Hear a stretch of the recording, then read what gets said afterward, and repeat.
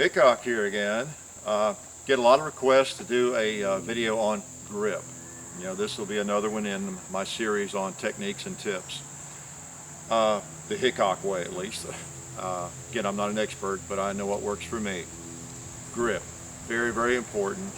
And a little apprehensive about getting too deeply and specific about grip. I'm not sure I know everything there is to know about the proper way to grip a gun, but I think I know the basics. One of the most important things is you want a nice grip, firm grip on a gun, okay, on a pistol. We'll talk about the Glock right now. You want to get as high up on it as you can. You don't want to grasp it down here and then have it coming back on you like that. The nice thing about the Glock is that the axis bore is up here. It's actually low, close to where you place your hand. That's one of the reasons it's so easy to shoot well. All right. Whereas if it was down here, it'd be a different affair. Okay. The 1911, as nice a gun as they are, you don't get quite as high on the grip. Okay.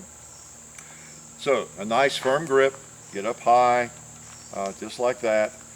You want to have it centered in your hand to where it kind of follow a line down your arm, basically, right to your shoulder. So ideally, you're right straight down the arm when you lock that arm. All right, as far as position. I just talked about the Weaver stance in my other video on stance. When I bring the gun up, it's just kind of a straight shot down my arm, right to my shoulder. And when I pull that gun out of the holster, it's also important that I grasp it properly at that point. I don't want to just pull that thing out. Let me fumble it a little bit. What if I pull it out and then as I'm messing around, I've got to get a good grip on it and then I shoot it. All right? That wouldn't go so well, particularly if I was a police officer or in the military in a self-defense situation or in a competition. What I want is to grasp the gun properly, good grip on it. As I pull it out, I already have the grip I need. I'm ready to shoot. I can even drop this hand away. It's ready to go. So grip, proper grip, really starts in the holster, or on the shooting table, wherever you're picking up the gun from, the nightstand, whatever. It could be anywhere. So practice that. It takes practice. Getting your shooting stance properly, getting my Weaver stance. And when I grab my gun, I've shot various competitions, so I always think back to that. Grab my gun, good grip, bring it up, I'm out, bang. So starts with the holster. It starts wherever you pick up your gun. Right? So you want your hand on there firmly, as I just indicated. Now, some mistakes you can make with your grip. If you're a really new shooter, you may have noticed some people. I've seen this happen on my range. People come and try out a gun or two. I have to catch them. They got their thumb back here like that. They think, okay, there we go. Well, you don't want to do that, do you? That's not going to be a good day for my thumb. So I want to get my thumb away from the back of that slide. That slide travels back with a lot of speed and energy, so you don't want that to hit you. And you want your thumb out of the way. So that's a no-no you want to be aware of, right? You want to keep that finger straight. You want to keep it out of the trigger guard till you're ready to shoot. When I bring it up, I don't want to, as I reach for it in my holster, I don't want to be looking for a trigger.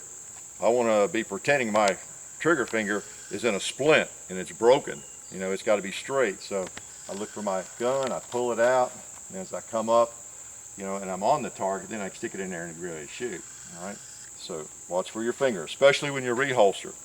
All right. For those of you who mess with holsters very much, or if you shoot in competition, or you want to shoot in competition from a holster, and there are a lot of different gun games, shooting competitions where you do work from a holster.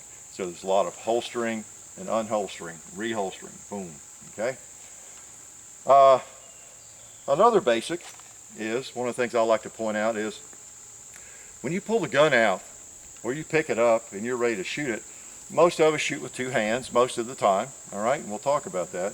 But you want to grab that gun and be ready to shoot it with one hand, basically. That's one of the things I like to point out. So that emphasizes the point that this hand is an assistant. It's not some essential, where you're grabbing this gun and it takes two hands to get some kind of weird hold on it. No, that's not it. When you pull that gun out, it comes up. It's ready to shoot with this hand. Okay, now you're not necessarily standing in the right position. If I was going to shoot one-handed, I'd rather have my right foot forward, you know, like that. That's the way I would shoot with one hand normally. But you want to have the grip such that you could shoot with one hand comfortably. As far as the grip's concerned, it's ready to go. Right? Let me demonstrate that. Okay, it's loaded, it's hot, it's in the holster. So I'm going to try to even hit a target, a steel target here. I'm just going to pull it out, and I'm not even going to put that hand on the gun. I'm going to leave it off.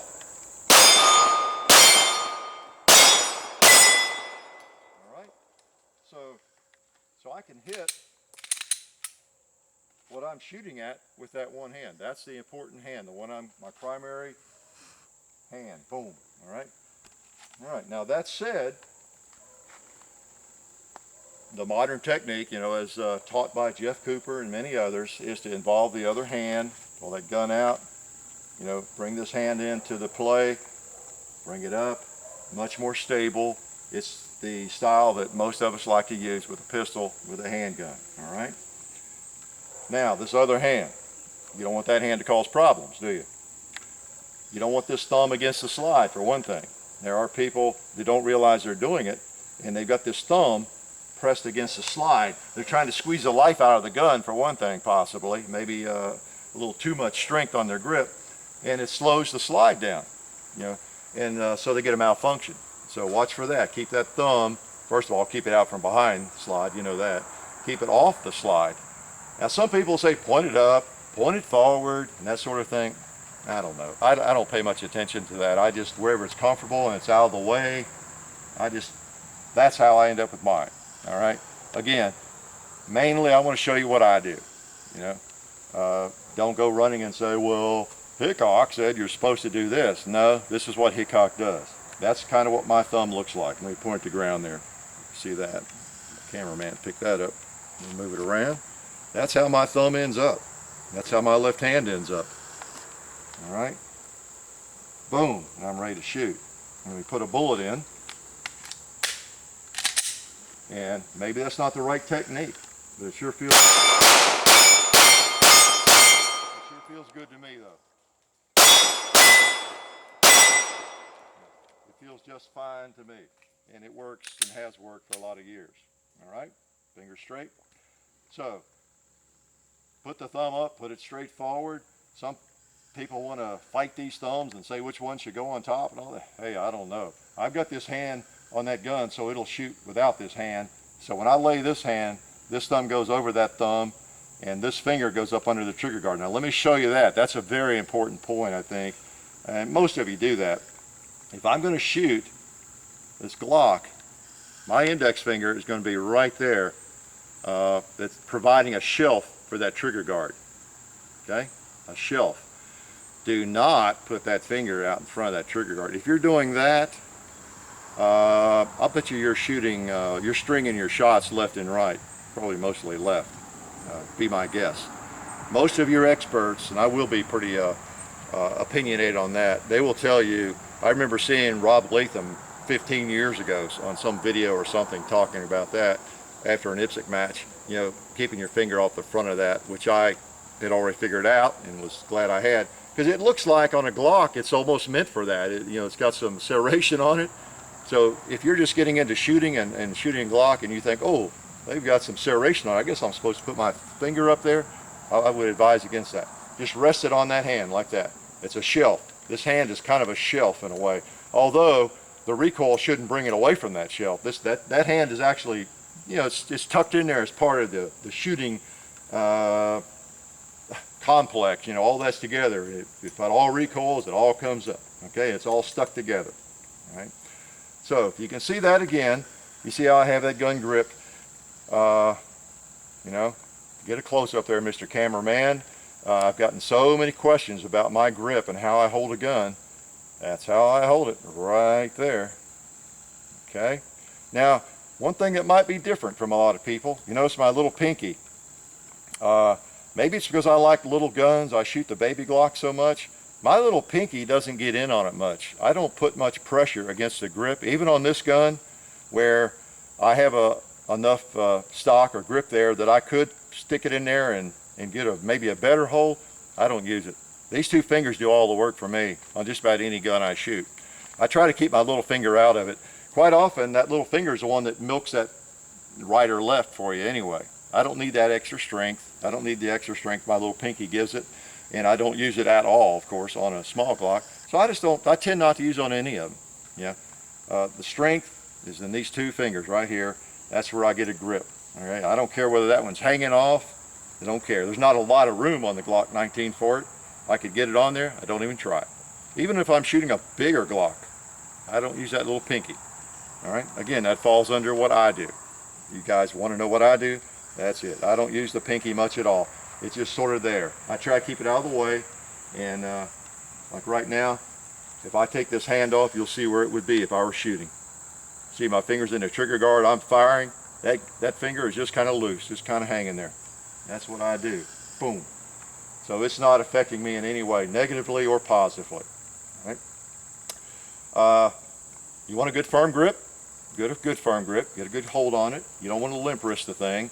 If you don't know what that is, that's I have a hard time getting a gun to malfunction that way, but a lot of people seem to manage that. If you just kind of hold it really limp and fire it, well, the gun comes back with a lot of recoil, and there's not enough support to keep it working properly, and it could malfunction. You'll see this happen with a lot of young people or people with no strength much, and then sometimes it just some people have a knack for it. I don't know why. So you want a good grip on it. Sometimes it happens if you're shooting weak-handed because you don't have as much strength or you have a different hold on the gun. So a lot of malfunctions are attributed to limp wristing, really. So you want a good firm grip on the gun. All right. Let's put another thing of bullets here. One thing is important as well. You want to put something on if it's a Glock and you don't like the smooth finish. You might want to put something on it, and I'll talk about that in a minute. I've got something on here I like. I can put this gun in my hand. I don't do a lot of weak hand shooting. I'm not left-handed. I'm going to try to shoot left-handed here. But I can get a pretty good grip on this thing.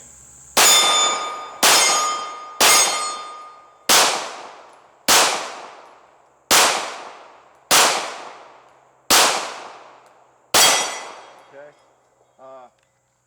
And I never practiced weak hand shooting, but I can get enough grip to actually hold the gun in a very awkward feeling situation. And if you've never held a gun with your weak hand and actually tried to shoot it, then try it sometime in a safe place and you'll see what I mean. It's very hard. It's like throwing a baseball with your weak hand or something.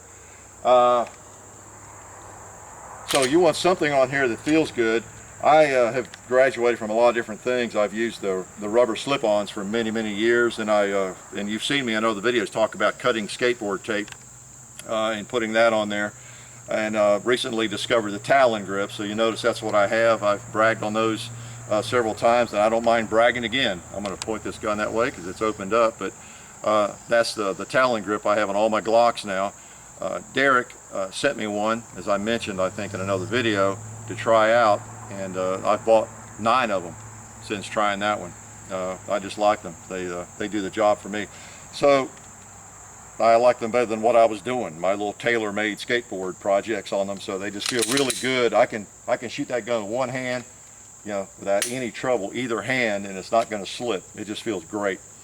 So I don't mind plugging Talon grips if it's something I really believe in, like a Glock or a Dillon. I'll sure do it. As far as grip, the Glock is what I'm using as my model. I know you shoot other guns as well, but so many of you are so fond of Glocks, and it's the probably most popular pistol on the planet right now. I want to make sure I cover everything as relates to it. And I think the no-nos I've pretty much covered.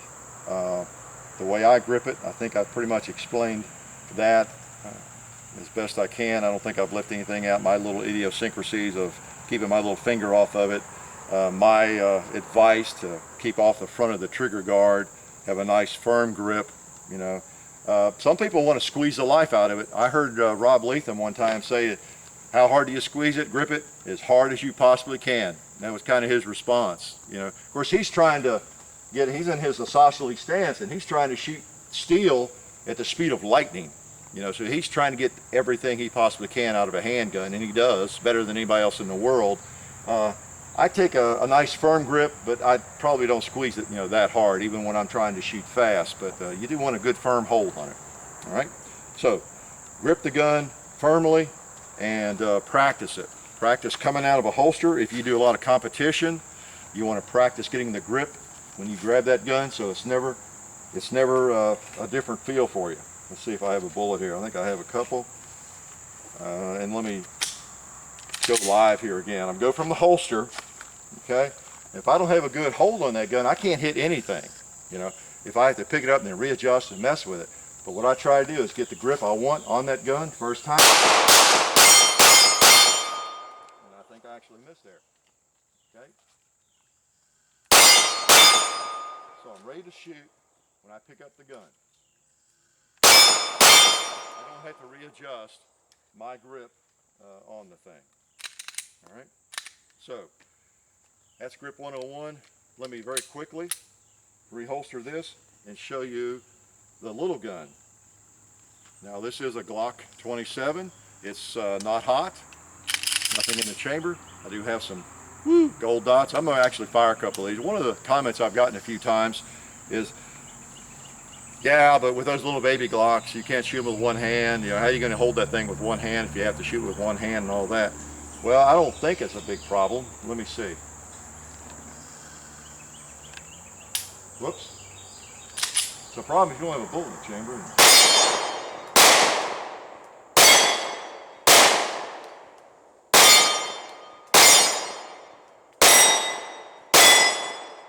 Okay, those are hard kicking gold dots. One hand, hardly any grip at all, right? Because it's a baby Glock. And I missed a couple there, but I was nervous for the camera, right? So if you got some grips that give you a little traction, like I have on these guns, or a piece of rubber, whatever you like, you can shoot even these little things with one hand. You can shoot them weak-handed. It just comes down to having a good grip on the gun, a good firm hold on it. All right, that's the baby Glock.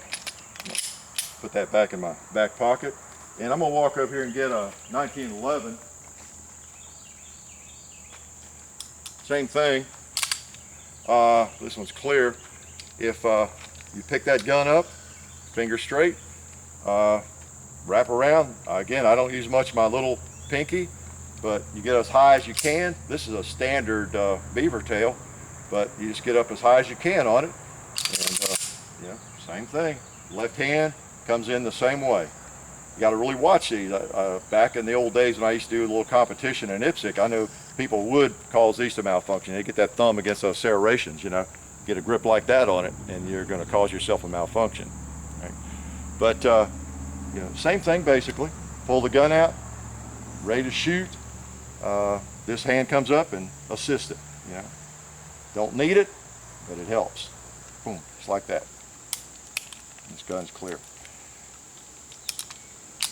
Okay, so whatever gun you have, the principles are all the same. Hopefully that helps you a little bit. Again, I know most of you shoot Glocks and you want to know more about Glocks and gripping Glocks than the others perhaps, but hopefully that'll help. And I'll talk to y'all later.